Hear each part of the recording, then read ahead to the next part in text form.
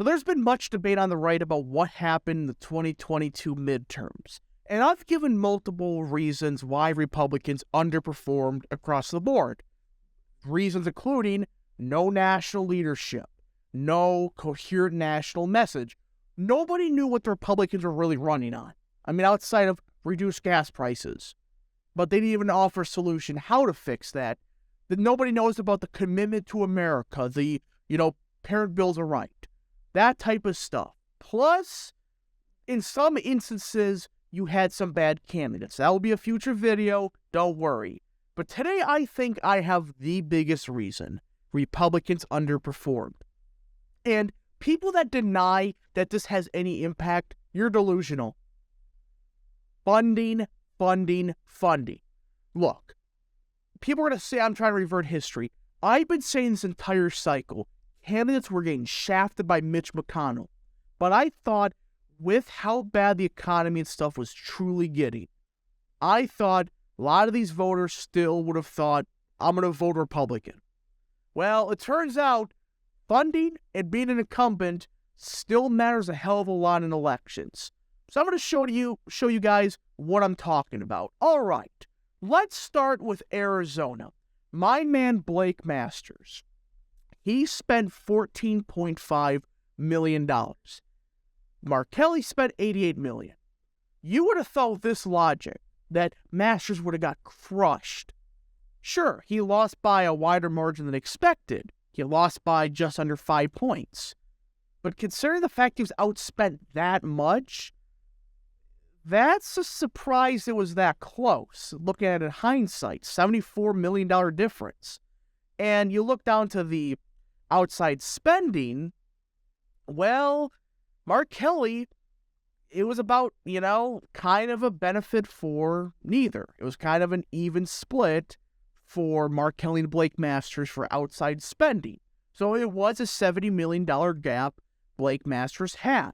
And you lost by around 4 points, 4.5, 5 points. Now, a lot of people are to say, oh, well, Blake Masters should have fundraised better. Well, here's a problem the Republicans have to deal with. Their current donation tactics suck. Look, here's how Republicans in the past used to get these extraordinarily large fundraising sums. It used to be these big dollar donations, these big heavy hitters would give millions upon millions of dollars to these candidates. All right? That's kind of what, defended Republicans from what was really happening with the fact that they didn't really have any donors 10 years ago when you really look at it in hindsight.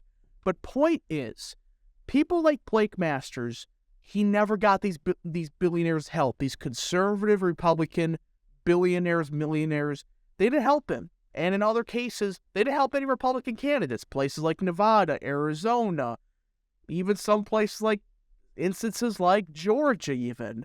Point is, these people refuse to support many of these MAGA Trumpy candidates. Why? Because they're Trumpy, the people say. Well, that's a big problem with the donors then.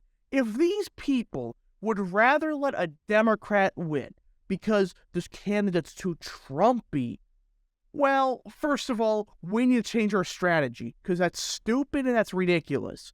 Plus, when you look at it, I really do think that the scam known as WinRed, they did something with Blake Masters funding. You look at it percentage-wise, raw number-wise, you compare it to other races, it's like, okay, what's going on here? Again, I'm not saying that they did on purpose. I'm just saying, look at some of the FEC reports with the Blake Masters WinRed funding. You realize something's not adding up here compared to other races. But that's here and there. Point is, Republicans need to stop this crap of, relying just on big donors, but then proceed to tell them, do not support certain candidates. This is what happened. This cycle, Mitch McConnell told people, don't donate to people like Blake Masters. They can't win.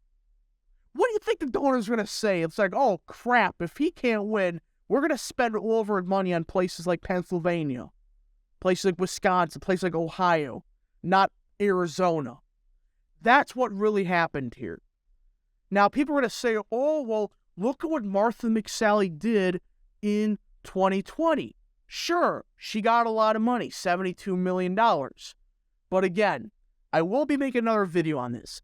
Look at the FEC reports at where this money came from. Surprise, surprise, a lot of it came from WinRed. This time around, that money never showed up.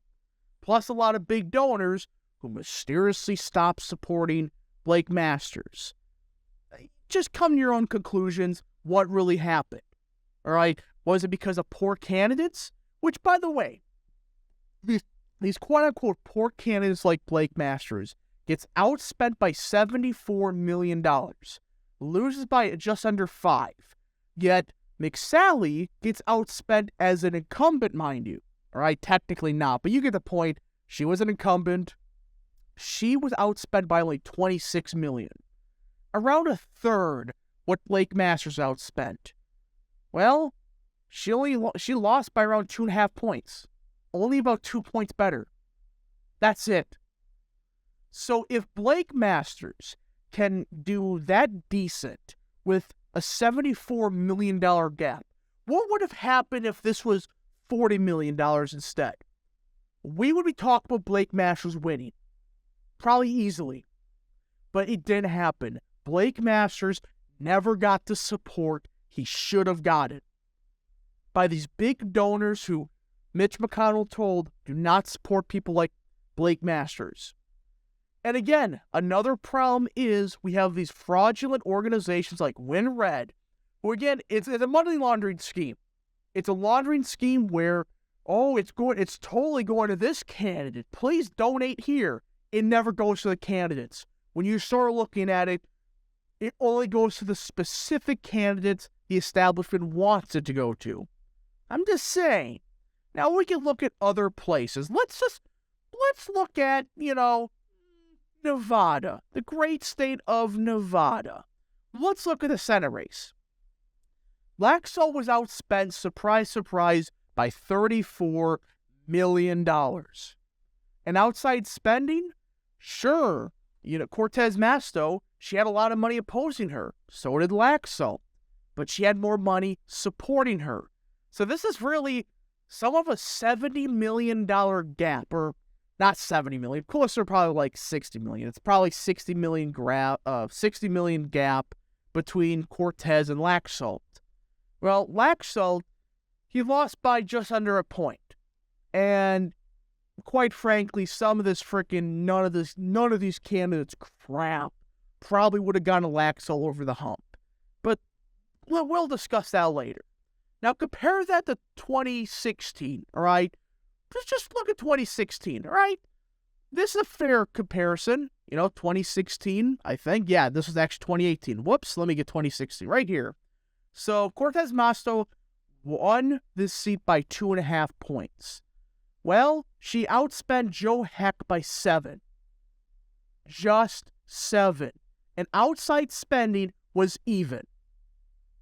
So Adam Laxalt did significantly better than an establishment candidate in Nevada in 2016, right?